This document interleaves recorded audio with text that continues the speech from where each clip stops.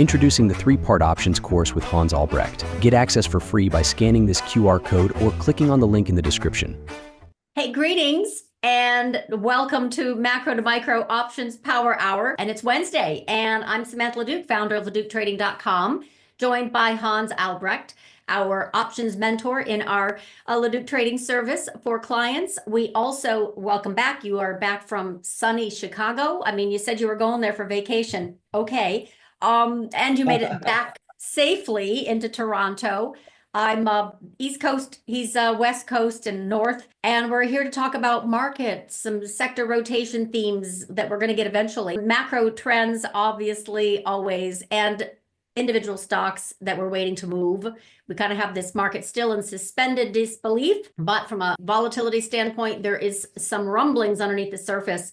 I run that live trading room so I can see tons of volatility calls coming in of size for March, expecting maybe volatility from some of the headline risk, but I would say not just Nvidia next week, potential for disappointment, but especially jobless claims coming in Thursday as we move into non-farm payrolls for the end of the month and beginning of March.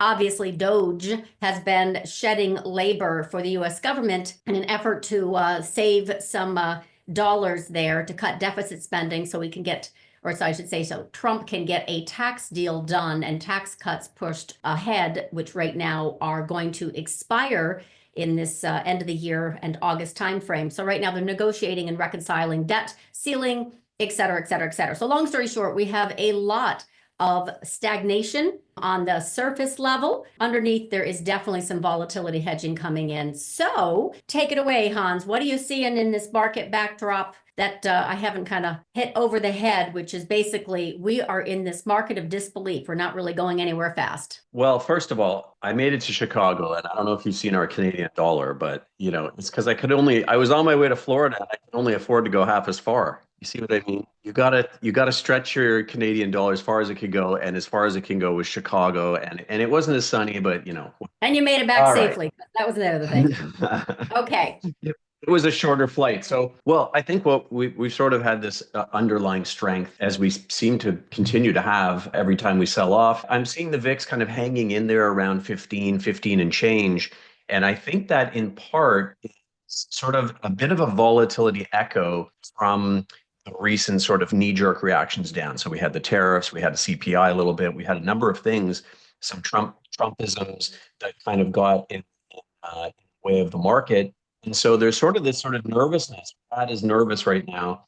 And but having said that, we're at all-time highs, right? So it's hard to deny that stocks are full of this. Now, it's quite possible that this is the clenching ahead of next week's potential unclench. So when we look at some of the gamma levels, as we like to talk about, they have been quite high, extremely high, sort of right around where we are. So that's really leading to this sort of lower volatility because you've got dealers who are supportive of markets on the way down. We get a little sell-off. Like yesterday, we saw that, quick sell-off, 30, 40 points, and then boom, right back again. And then, but by the same token, we're not really getting too far to the upside to blast through to those melt-up style highs, possibly because of that gamma as well. So there's stock for sale and there's stock to buy below. And that's kind of how the hedging mechanism works with all those positive gamma. A lot of that burns off this week. So we are potentially free to roam about the cabin again, which is, in a world, I mean, there should be more gamma, especially with,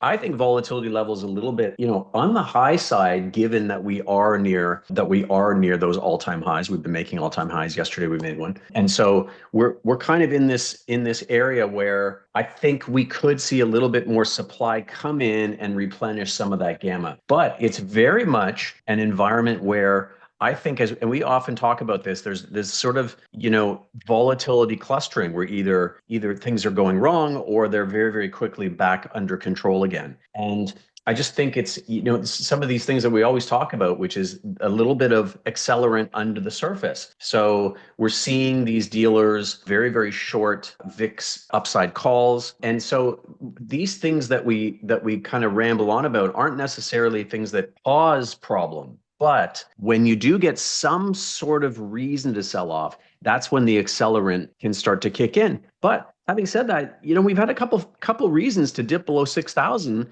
in the last few weeks, and well, here Yeah. we are. So we're right I back would, up again. So I'm not sure what that trigger is going to be. You're going to be better in a better position to kind of postulate what that might be. I have some So ideas. mhm. But I was showing that gamma level while you were talking about it, because Gamma Lab actually put up that was their chart, and had a really good kind of explanation. Current gamma distribution for the SPX is below, which I just showed you. Dealers are selling many of the futures between 6150 and 6200. This is strong resistance until it isn't. So as usual, and emphasis mine because I highlighted, but once the market breaks into that zone, liquidity will increase substantially, which is the positive gamma, and dealers increasingly buy the dips to delta hedge their option exposure. So this is a little bit of what it feels like right now. And yet I still have divergences that I keep talking about on kind of a bigger time frame, which is the macro backdrop is still, we talked about this, unsure about all the headline risk and the cost cutting, because it is definitely an economic slowdown trigger and jobless claims trigger. And I think that we're going to start to see that come into the market, maybe a little bit tomorrow, but definitely next Thursday and the following Thursday. So long story short, we have got some levels that I keep seeing in my intermarket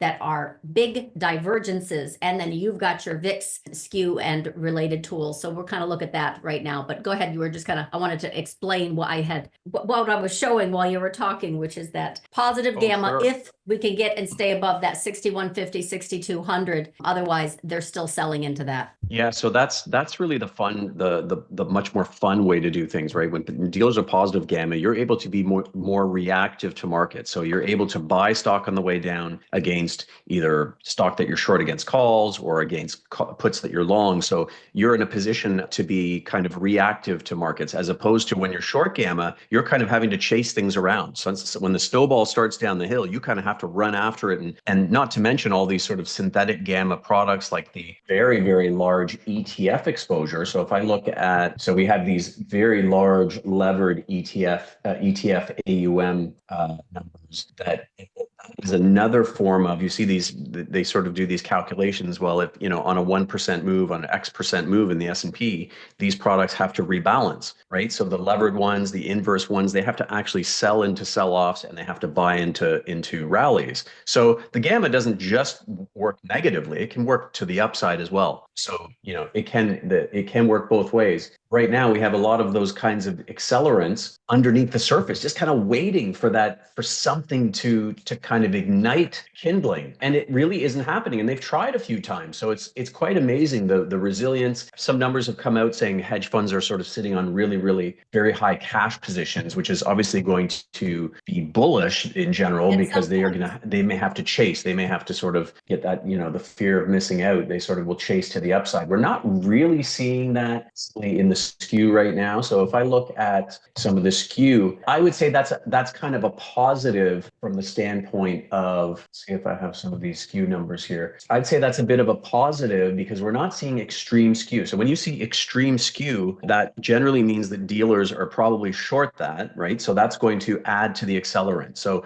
we could, from a bullish perspective, I would want, if I were worried about a sell-off, I'd want to see this a little bit more extreme to the upside, which means that you're now saddling dealers with that short gamma, and that's going to perhaps precipitate, or not precipitate, but accelerate a sell-off. So there's sort of a little bit of bad going on here. We can see, as usual, in the VIX complex, maybe this is part of the VIX kind of staying up around 15 and a half, is that we do have this big imbalance. So a lot of gamma imbalance in the actual VIX complex and calls, right? So we know that we buy calls on the VIX when we want protection. So it's the kind of opposite of the S&P, where you buy puts. And so dealers have very short positioning in VIX calls. So 11th percentile, so quite short. So that's the potential accelerant in there. Now, we've seen VIX behave much more than a few months ago when we talked about that beta to the S&P selling off. So the VIX isn't being as reactive. And we saw that, interestingly enough, the one curious day was when we had that, I think it was the CPI number, and we had that quick sell-off down to maybe 5,900, 5,950. I did not see any fear in the VIX complex. It was a little bit of VIX popping up, but futures really sort of still in that very happy contango shape, which is the futures kind of rising up into the distance over different expiries. So there's been a little bit of a mixed bag of information about out there. And so I think the market is basically sort of taking it as glass half full, okay, the tariffs have been a little neither here nor there. Maybe it gets worse in some ways. I think does have some durability to it. But as we've seen with the art of the deal, it's kind of, come out barking and then kind of dial it back a little bit. So I think the market is starting to kind of react less and less to little negative things because they're going, oh, that's just the way it's going to be. We're going to get used to the way things work with President Trump. And it's going to be a little bit of showmanship and it's going to be a little bit of, saber rattling. And then we're going to make a deal. And so I think that's the hope. And then ultimately we get regulatory benefits, we get some tax cuts, we have an economy that's generally strong, which I think could maybe soften a little. But porridge is warm, Samantha. So what's gonna kind of spoil the party at this point? And you started to talk about it there. Yeah, we'll talk about that, the macro stuff. But for right now, I definitely want to ask you on this, which is, all right, so right now, cash levels right now are really at 15-year lows. So it's definitely an impressive big picture. They're all in. So we still have a lot of concentration risk in investment in the equity market. But aside from that, given the fact that we're all-time highs, right? We just talked about the dealer gamma. Really, they're selling, against that 6,200, 6,150 in futures. We really need to get above that to have that kind of right tail chase higher. But for right now, talk a little bit about these two charts. First of all, this is Skew, and because we always talk volatility on an options power hour, this is really a focused look at how Skew has been pushing higher and higher, a little bit of a tell on kind of big premium for downside protection. So puts aren't as cheap, relatively speaking. You can comment on that. And then the other side, the flip side of that, is where we've got put call ratio at a very, very strong low. And we're talking relative to, oh goodness, not even since 2021. So this chart doesn't go back far enough. Point is, so we have not a lot of folks hedging. So, okay, riddle me, square this circle, whatever you want to call it. Comment on these two charts in particular. I think the way the circle is squared a little bit is that we have such massive flows into zero DTE that they've really become kind of, they're now the dog, right? So we talk about the dog and the tail and all this kind of, where's the influence really coming from? You can see that there's a massive influence.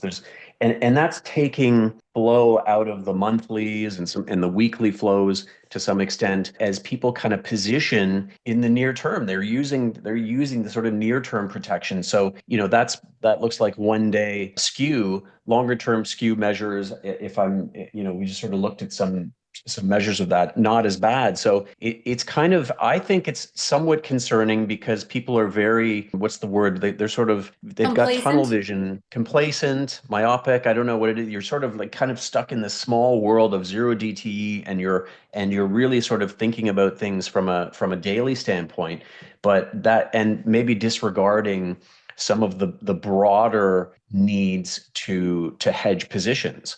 And so they're kind of eschewing the longer term hedges for some of the shorter term ones. I'm kind of impressed in a way that people have sort of, really kind of pivoted to those short term measures and that they want to put in all this work and do this kind of on a daily basis. It's exhausting. But I think, not my cup of tea. That doesn't sound like a whole lot of fun. Now, for the most part, from a retail perspective, they're really big sellers in the zero DTE, which is positive in a sense because it piles positive gamma onto dealers. So that acts as a kind of a support, a kind of a clenching mechanism from a dealer's perspective. That's why markets maybe aren't getting too crazy during the day. But it does seem like we're getting to this new disregard. Remember, we sort of experienced that in the first 6 months of 2024. Really, people had left puts for dead. They sort of said, we're never going to need another put again. Mm-hmm. And it's amazing. Emotion, I've been doing this for almost 3 decades, and some things are just repeat over and over and over again, fear and greed and everything in between. So maybe it kind of presents itself in different ways, but people didn't need protection anymore. And then we saw August 5th and September, et cetera, where everybody kind of had this sort of moment where they kind of rediscovered the need for protection. So maybe we're heading to that again, but maybe it's going to require sort of 3 or 4 more months of a complete disregard for protection. And then we'll see if there's kind of a come to Jesus moment at some point. So I have already kind of shared with clients my thinking on this because I was pushed to look into Q2 as it relates to market direction. I was bullish, as you know, into Q1. So it wasn't really an issue for me that Q1 was going to be fine. Too much that we had to kind of get through as it relates to Trump headlines. But for the most part, I figured out early that Nvidia is going to still keep the market going and semis are not ready to roll over. And basically option flow is very bullish. There's liquidity underneath the surface by Fed and Treasury. Treasury can't do a dang thing until August when they figure out what they're going to do with the debt ceiling. So there's no issuing of longer duration notes and bonds. So this is not liquidity sucking. And then we have TGA, which is a Treasury general account. And that's going to be basically supportive of markets until about April. Then we'll have a little jig there, and then it'll be supportive basically into that August timeframe. So we still have now TGA, by the way, just so you know, is they're drawing down in this Treasury general account into August, which is not fuel for a rally. It just means it's ballast. So I like to kind of equate it. I don't know, think submarine, right? You need ballast, whatever. It's not propulsion. It doesn't give it direction. It just gives the market the ability for when we do have a sell-off to get bid back up. So there is liquidity, there is ballast to keep the market afloat, kind of like that submarine. Now, of course, there can be triggers that cause interruption. For example, another round of yen carry trade unwind, which we had exactly in mid-July into the August 5th low, where we had that convexity short covering rally. So we could still have that, but we could also have war. But for right now, it is very clear to me anyway, that there's so much effort being pushed into government deficit spending discussion, how to cut so that they can get their tax, how to cut the fat out of government, which is unfortunately a lot of labor shedding, which is going to hit jobless claims and hit economic growth at the same time, so they can push through the tax cuts toward the end of the year, Right. which are critical. Otherwise, oh my God, talk about instant boom. So I understand the balancing act. And then on the war front, Thomas is asking, I'll look at that specifically, but on the war front, trying to negotiate an armistice between Russia and Ukraine, but that doesn't necessarily mean it's going to be early or soon, but they're definitely giving up or trying to figure all that out, which would be very supportive. That combination of peace and cost cutting is very supportive for bonds, and it helps push interest rates down, which is supportive for equities. So I can see how this is going to go through for a few more months, but I really don't know how jobless claims are going to be felt by the market. So I think that's the one big drama piece. There's always no edge with Nvidia earnings, and they will disappoint at some point. I don't think it's just yet.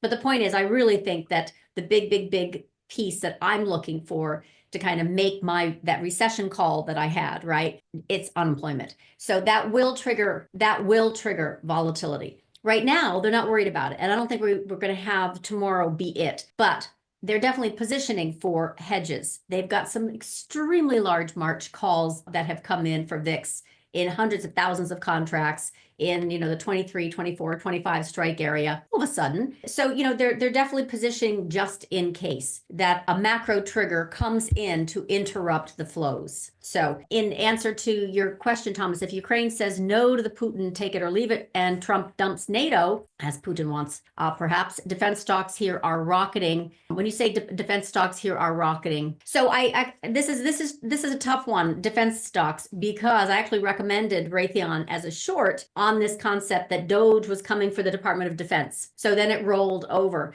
And then, of course, Ukraine says, we're going to need arms. And Trump is saying, we're going to sell military supplies to Europe and Ukraine. So, of course, they pop back up. So this is the headline risk of getting into it. But he also said, Trump also came out today and said, we're going to cut the defense budget by half. So you get a lot of mixed messages here in the headline risk, but big picture, I think there is going to be fat cut out of, for example, the Department of Defense budget, and those defense contractors will be hit. I also think peace is another reason for the defense contractors to get hit. But ultimately, that's only a short term, like a few months. I think later they'll pick back up again. Yeah, that's we've seen some real pullbacks. Lockheed Martin down from 600 down to 432. So it makes me wonder if they've sort of overdone it in some of those areas. Sounds like you feel like they may be overdoing it at some point here. Except for Raytheon. That's the one that still has some room to fall. But long story short, that's just the defense contractors on again, off again,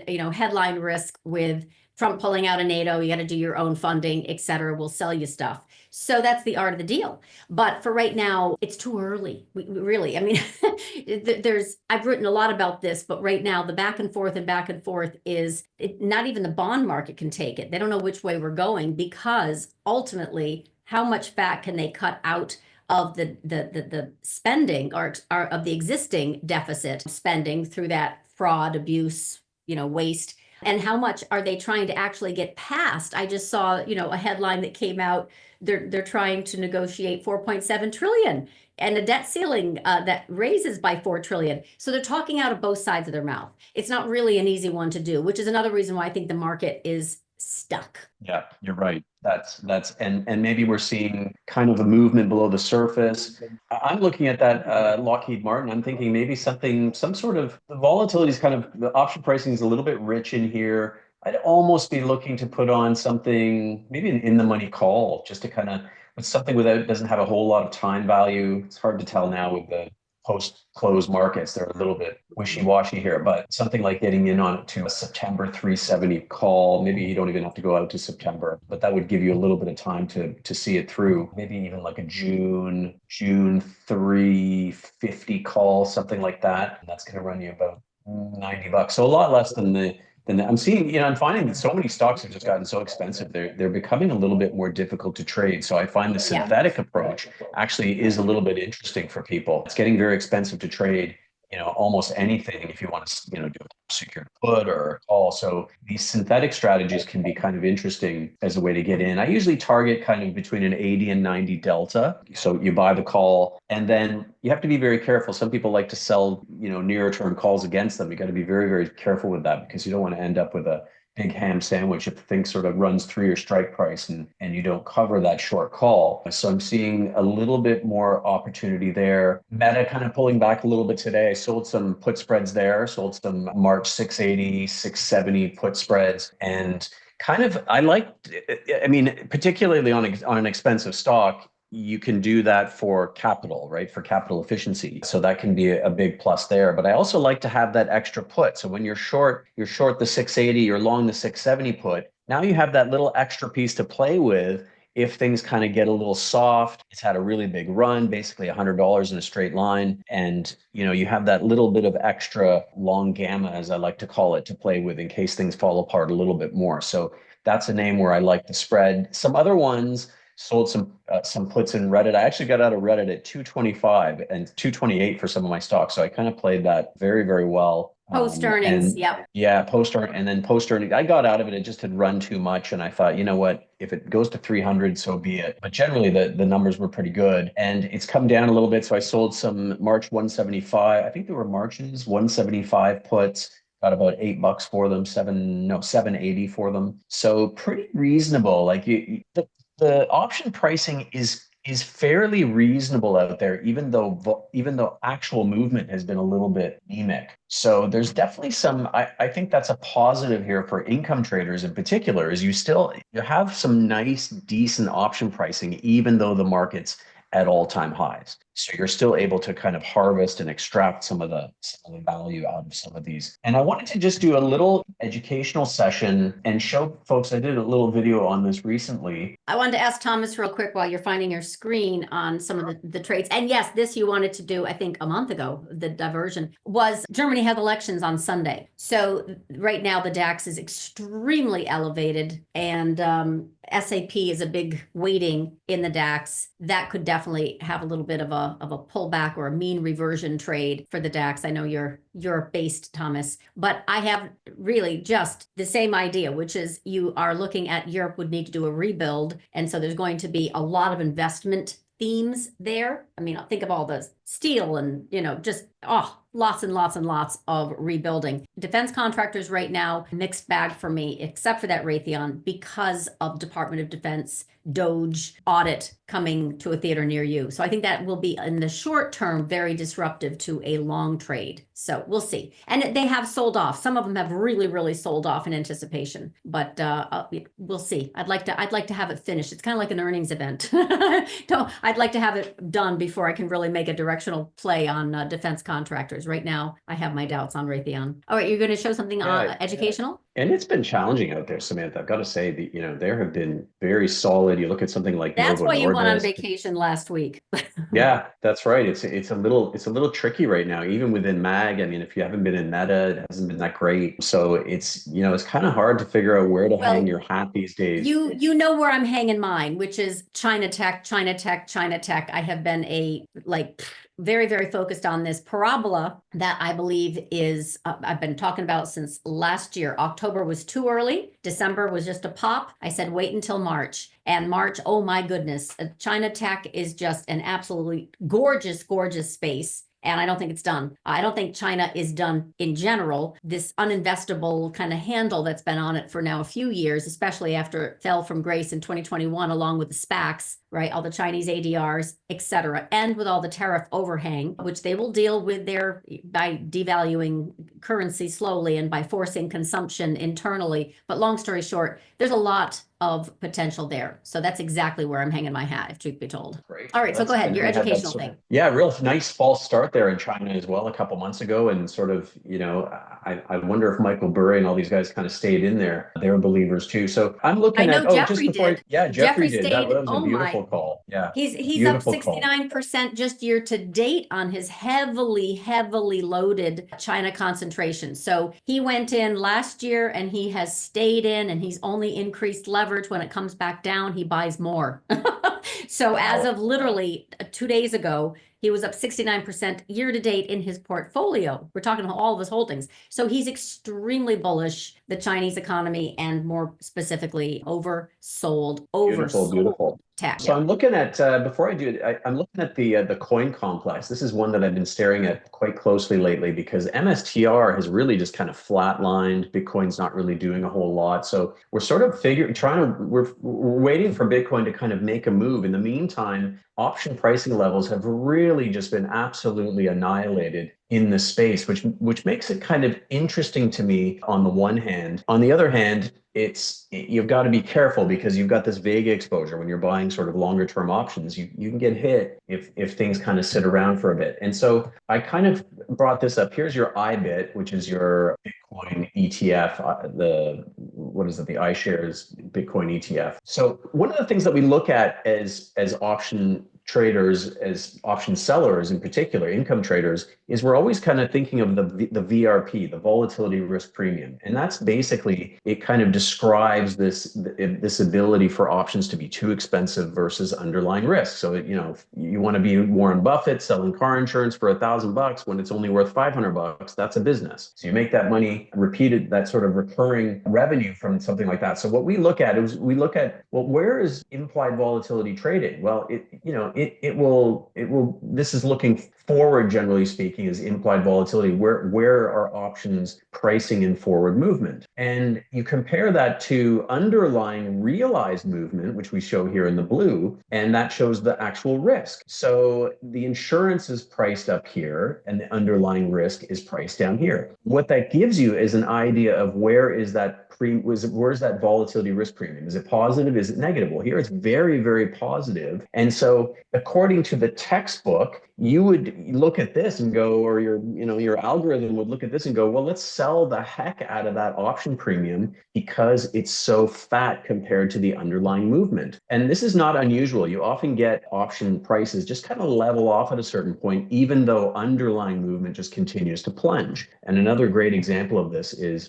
right here. So here's your green, this is option pricing, and your realized movement, which is your actual market movement, continues to plunge at certain times. And so from a volatility risk premium perspective, kind of like game on. When you see that huge premium, here it is 66%, you tend to get really expensive options in a very low vol environment. Because what happens is the options don't want to drop beyond a certain point, yet the actual movement just goes to like almost nothing. Problem with focusing on volatility risk premium is that can lure you into where sometimes it's the fattest, which is in a low vol environment, but that's also the environment where you have to be the most careful, because when you get into those VIX 10, 11, 12, 13 environments, that's when things can kind of break suddenly. And so what I tell students is I say, listen, you've got to be careful. This is going to tell you to do this all day long, and on Sundays, basically all week long and on Sundays. And really you want to be focusing more in on when prices are a little bit more healthy and you're in that kind of mid-range this is your implied volatility rank. So this is very, very low rank, meaning zero, the bottom 20%, second 20%, next 20%, kind of 25 or 35%, whatever that is. And so the lesson here is that you have to be very careful in those low volatility environments, because what happens is the realized vol just kind of plunges, as we've seen a few times lately. S&P actual movement gets down into the 5 or 6 range, and look at what option pricing does. It refuses to drop anymore. And guess why it does that? Because this usually happens. A zoom to the upside. We get down to 5 or 6, we zoom. 5 or 6, zoom. 5 or 6, zoom. So this is why the VIX kind of usually finds a happy level, because it's calling BS on the market staying quiet for very long. And so when I look at something like this and I go, wow, look at this big fat volatility risk premium here. It's screaming to be sold, but I hate to do that when we have historical implied volatility rank close to 0. So what's happening is you still have these premiums that are high, but we're at such a low level of actual movement that you almost get to a point where there's nowhere to go but up. And so that's a danger and I see this often out there, and I'm tempted to do it too, when markets are just super, super quiet, premiums are half decent, and you just want to keep selling and selling and selling. And before you know it, you've traded a lot of this short gamma exposure. You're short too much. You've allocated too much to short premium trades, and bam, that is when something happens. Trump says something, whatever, so a yen carry trade thing happens, and it can turn your portfolio into a real mess. So what I try to tell people is, look, I look at this Bitcoin complex. I want to buy something. I don't want to sell any premium. This is not somewhere where I'm excited about selling puts or calls or cover calls, anything like that. This is not a green light special for me. Could I be wrong for a few weeks and it's still an okay thing to do? Yes, but we always have to kind of weigh that risk reward. And so what I kind of show people is, listen, you want to kind of try to kick that football as far between the goalposts as possible. If you start playing on the fringes of the goalposts, it's going to bounce the wrong way once in a while, and you're going to get really, really hurt. So go for volatility risk premiums that aren't as juicy, but in an environment that's much more stable, it's rewarding you enough with decent premium. So I thought that was kind of a good sort of lesson. And then here in this Bitcoin complex, so here's MSTR, for example. I see this is the 0 line. So this is where puts and calls are pretty much equally priced. This is where we got that big whoosh up in MSTR towards 550. Then it came back. Then we got a couple more whooshes there, and we're kind of up around that 0 line again. So for me, that means, okay, we're neither here nor there. There's no real sentiment out there. So what is the trigger for you to enter back into MSTR, bearish or bullish? Probably bullish, but the more I hear about this quantum stuff, I mean, this is sort of me thinking probably way too short term, something that is probably going to take a little bit of time.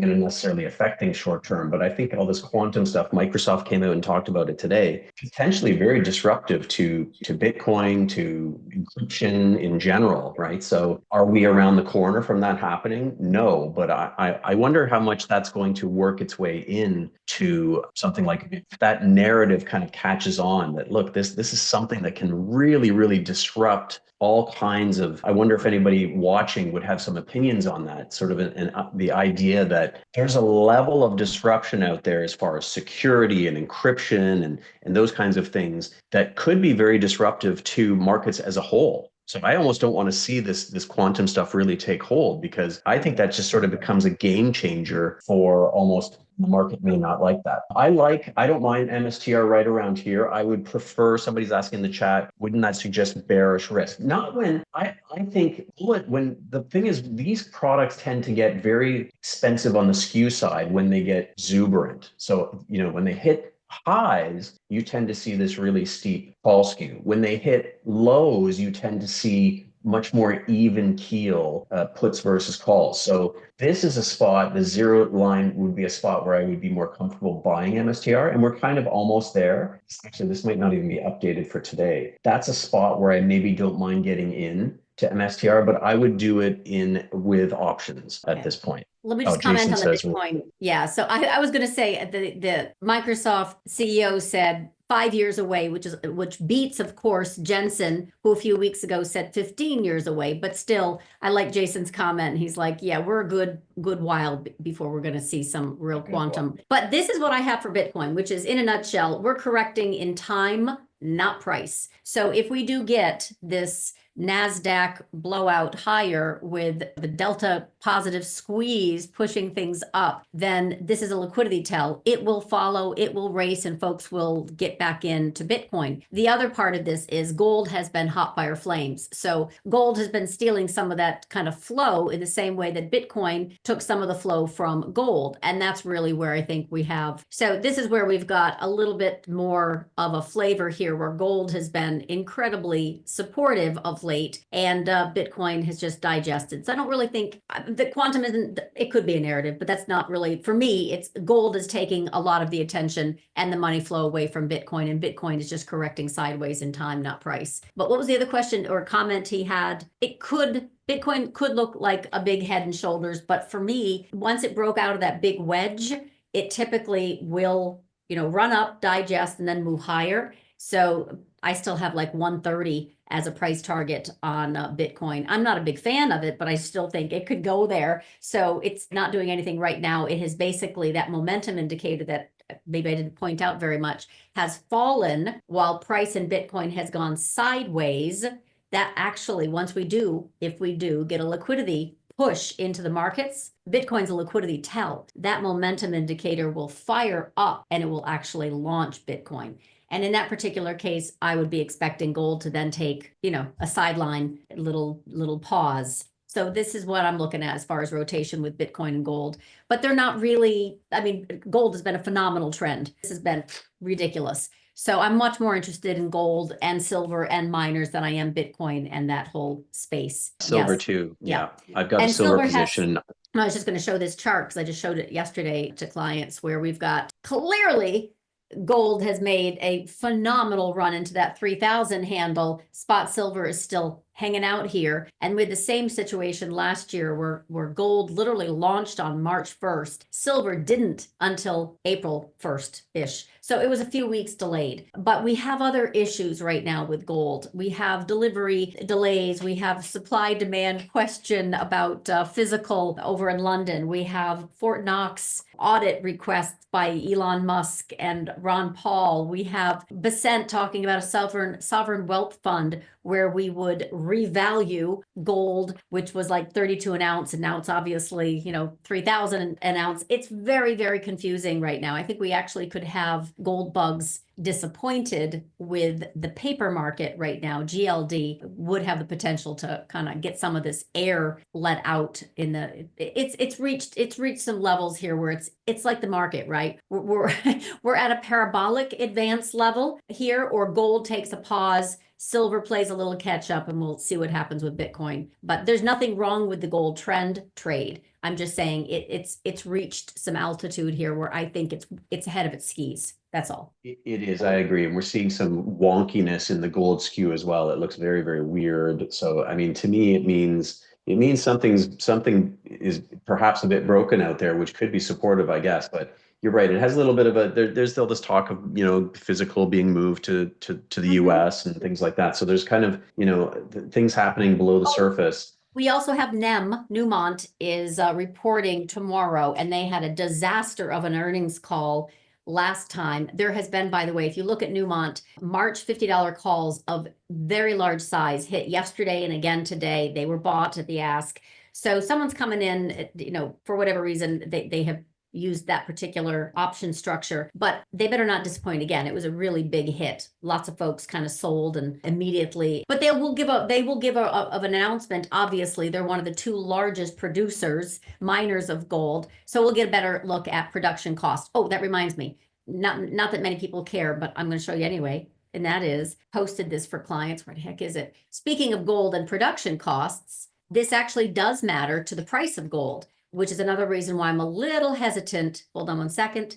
I'll show you this real quick, and then we'll go back to questions. Okay, so remember how I just talked about Newmont reporting tomorrow? And I'm a little concerned that we're above our skis. Okay, hopefully you can see this. This is gold price that we currently have. Very, very, very hot. Last time we had gold price above production price at this level was at the top in 2011, 2012 timeframe. So it's not a timing tool. This is not a timing tool. But my point is, I think gold is getting a little bit above its skis. That's all. So we'll see what happens tomorrow with Newmont. Yeah, and we're seeing some kind of very unusual in the gold space. You could look at gold skew.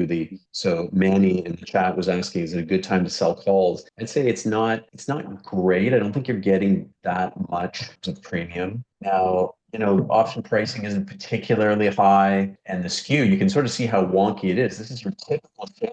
This dotted lighter line at the bottom here where you have sort of puts cheaper than the calls. The calls, this usually prices in kind of that upside explosive potential that gold has, and it's played out. And so now we've had the run, people are selling out their calls, they're kind of pushing down, getting out of that sort of play. So that's pushing down skew a little bit, but it makes the call sale not very exciting. Like, you might be right in doing it if it kind of just sits around here for a little while. It's not going to give you a massive hedge to the downside if gold does end up pulling back, $150, $200. It's not going to help you a ton. Now, to your other point, maybe you could buy some puts. I would kind of buy put spreads at this point. You have sort of a little flattening or almost steep to the downside. So if you are going to get into some protection, pick something a bit more near term that gives you that gamma, right? It's going to give you the reaction you want. If you pick something too far into the distance, it's not going to really give you as much of bang for your buck. So maybe like a put spread, Manny, something like that, and figure out, kind of go, well,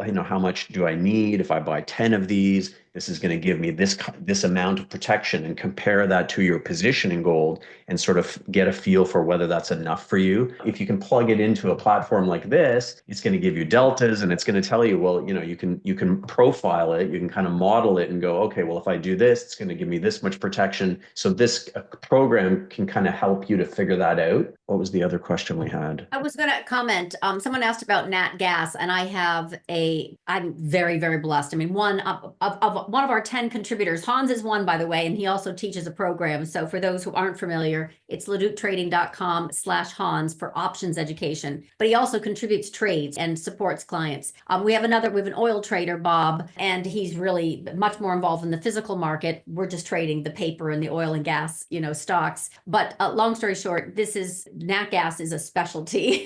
And I'm very fortunate that client Ann is really, really in that space. And client Brian is in the refinery business. So I get to collaborate with these folks within the energy space. Anyway, long story short, Ann mentioned this morning on nat gas, because we have pushed into a level. Let me just show that to you real quick. All right, so this is oil. I'm curious about that too, Samantha, because the uranium trade hasn't been doing very well lately. Yeah, we want to talk about that. Okay, so nat gas right now has spiked higher, but this is most usually in the winter times. It is a weather trade. So asked her today, because literally this was a really key level. This 3.4 is nat gas, by the way, those who are focused on this. I show this to clients every single day. So when it was down here in below 2, 2, she's like, oh my God, this is ridiculous. So she was recommending it. And of course, this has worked out extremely well. And the stocks that go with it, like EQT, still long. They just in fact did earnings yesterday and they did fine. But the point is, her comment, because we asked,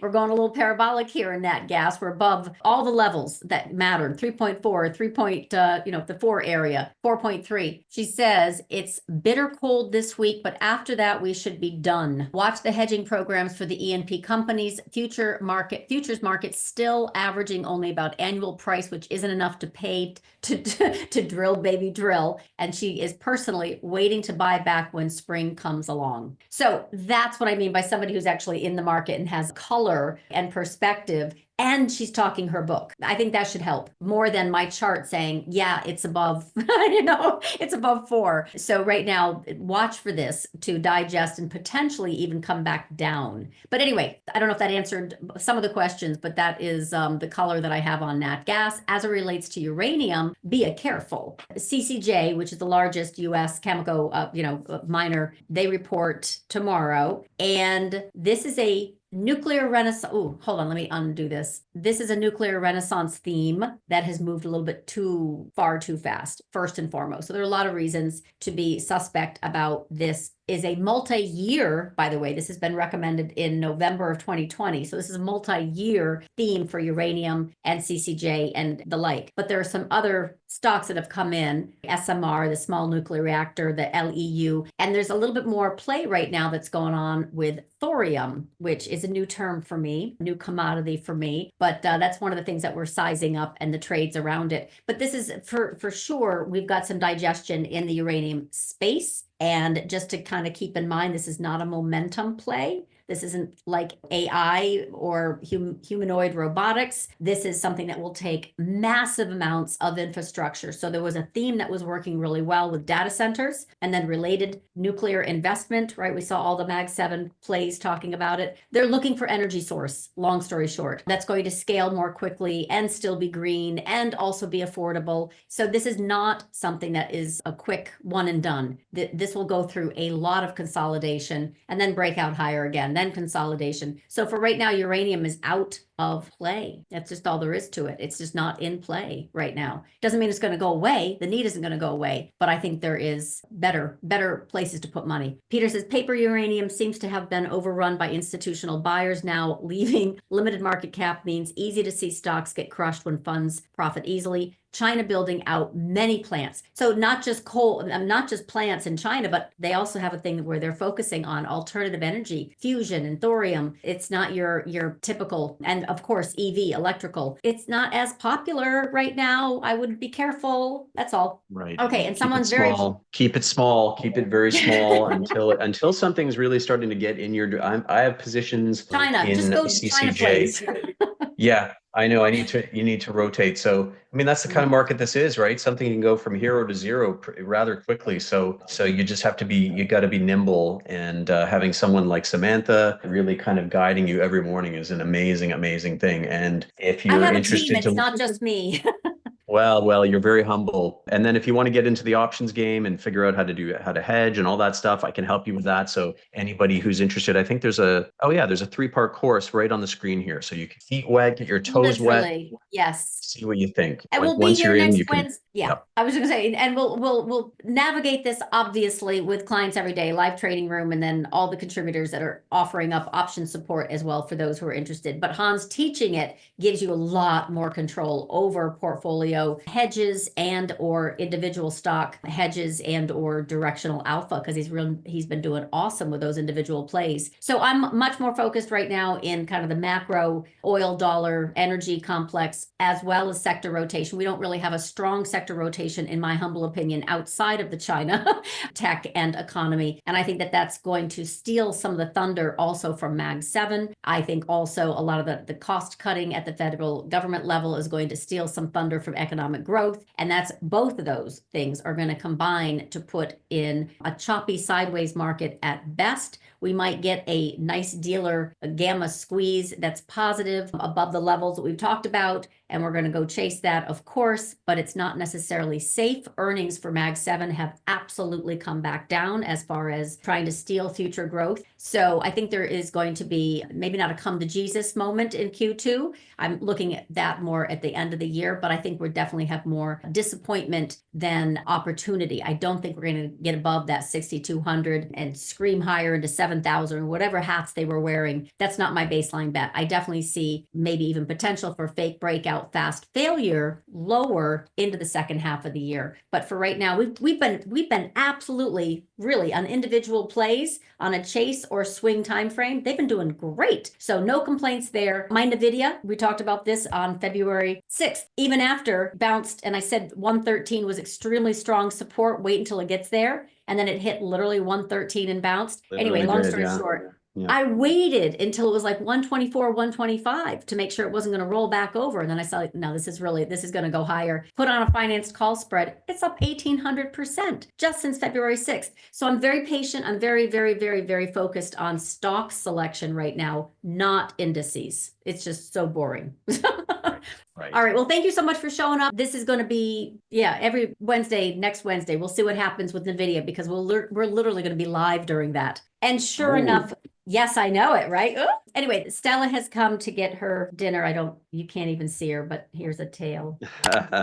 So I'm going to say goodbye. Wish everyone a great rest of the trading week. Thank you so much. Okay, thanks, folks. Thanks for coming. Cheers. Bye-bye. Bye-bye. Subscribe to LaDuc Trading YouTube channel for more macro to micro options power hour and other content.